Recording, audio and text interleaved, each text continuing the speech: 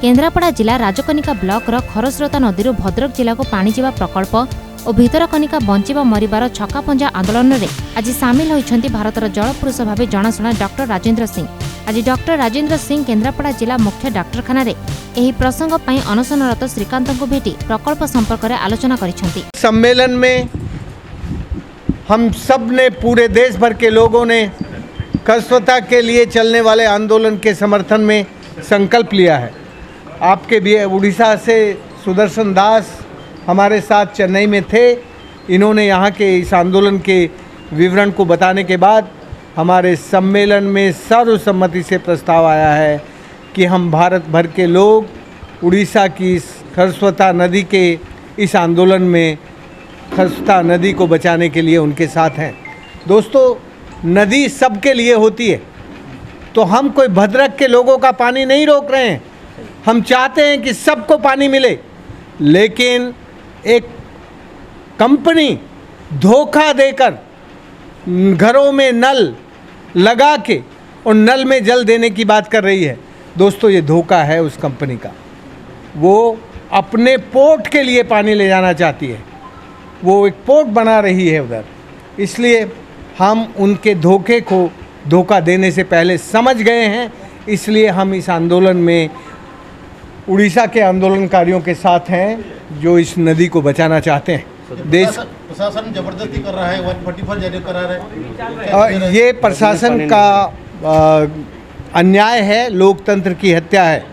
मैं समझता हूँ कि इस आंदोलन में जो लोग आंदोलन कर रहे हैं वो कॉन्स्टिट्यूशन की राइट में राइट टू लाइफ के लिए आंदोलन कर रहे हैं। इसलिए इन आंदोलनकारियों को ये पूरा हक है कि अपने जीवन को बचाने के लिए, अपने जीने के पानी को बचाने के लिए वो गलत काम को रोकने के लिए दूसरे के ऊपर हाथ चला सकते हैं। हमें अधिकार है कि जब हमारे प्राणों की हत्या करने वाला कोई सामने हो तो हम अपनी रक्षा के लिए अपने हाथ खड़े कर सकते हैं, उठा सकते हैं। इसलिए आंदोलनकारियों ने जो भी कुछ किया वो ठीक किया है। Okay, thank you. यह आंदोलन में से निजको सामिल करथिबा प्रकाश करिसेंति। भितरकनिकार सुरक्षा पई श्रीकांत को अनशन को प्रशंसा करिसेंति राजेंद्र। श्रीकांत को अनशन भांगी आंदोलन में सामिल हेबाको हेबो बोली से कहिसेंति।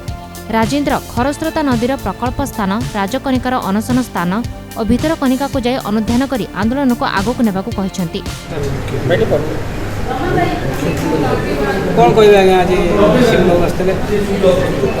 राजेंद्र सिंह भारत वर्षर जड़े प्रबाद पुरुष। मरु माटी रे जे जलबुंदार स्वप्न देखी युवा अवस्था राजस्थान माटी रे जीवनर नुआ अंकुरगम कराई थिले। जो मरुमाटी दिने पुणी सबुजीवास भरी होता, जो आरावली नदी पुणी थरे प्रवहमान होता, से भली जने सफल पुरुष प्रकृति को पढ़ी अनेक अभिज्ञता ग्रहण करिसंती। से अभिज्ञतार से आज भितरकनिका और खरस्रोतार सपक्ष आज ए माटी रे पाद रखिचंती। अनशन स्थल रे तांकर सानिध्य आमको कृतज्ञ करिछि। सेथिपाई मो ओडिशा माटी रु तांको मथानत करी प्रणाम करुछि। तेबे मो से प्रशासक मानक आओ ए राज्यर सरकार को विनम्र भाव में निवेदन करुछि, आपण मानकु ए राज्य जो गुरु दायित्व देइछि, आपण मानकु भरोसा करिछि, आपण को शासन माने ए स्थान देइछि जे कि आपण माने तार जन जीवन आ प्राकृतिक संपद को सुरक्षा देबे। मनीषर स्वार्थ नारे प्रकृति को आपण उजाड़ी देले केबे ताहा आगामी पीढ़ी पाई शुभंकर निष्पत्ति नुहे। यह एक दूरदृष्टि संपन्न निष्पत्ति हेबनी। सेथिपाई आपणक दूरदर्शिता रहू, ए प्रकृति बंची रही थाऊ, ए नदी धार बंची रही थाऊ, भितरकनिकार से जीवसत्ता बंची रही थाऊ, जहाँ जुग जुग पाई ए सभ्यता को बंचाई रखिब। एथिरे आपण संवेदनशील हुंतु। यहाँ को विरोध प्रतिरोध दलीय आंचलिक विभेदतार ऊर्ध्व को नियंतु आउ तथा ए प्राकृतिक संपद आगामी पीढ़ी पाई बंची रही थाऊ। एथिरे आपणक निश्वास रहिब आउ आगामी पीढ़ीर भी निश्वास रहिब। राजेंद्र सिंह फेरला पर आपन को अनशन भांगी अनशन भांगिबा निष्पत्ति वर्तमान पाई मु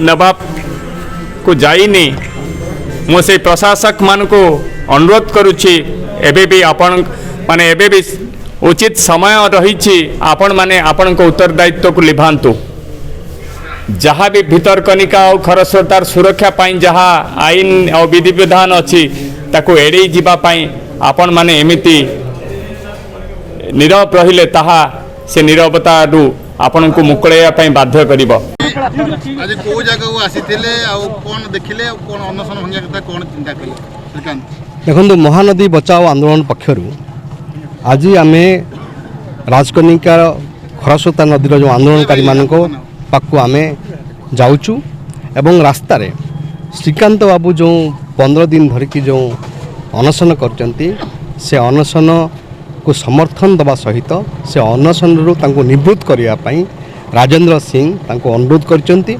एवं सी जो लड़ाई कर खरस्रोता नदीर सुरक्षा पाई एवं भितरकनिकार सुरक्षा पाई से लड़ाई सहित महानदी बचाओ आंदोलन अच्छी राजेंद्र भाई अच्छी एवं गत काली चेन्नई रे जो नेशनल कन्वेंशन होता जो देश तमाम नदी एवं पानी पाई काम करुवा एवं चाषी नेता माने एकजुट होते चेन्नई रे सेठी मध्य आम गोटे रिजोल्यूशन पास करचु जे खरस्रोता नदीर सुरक्षा पाई जो आंदोलन से आंदोलन पछरे समस्ते छिड़ा हेबे एवं समर्थन देबे।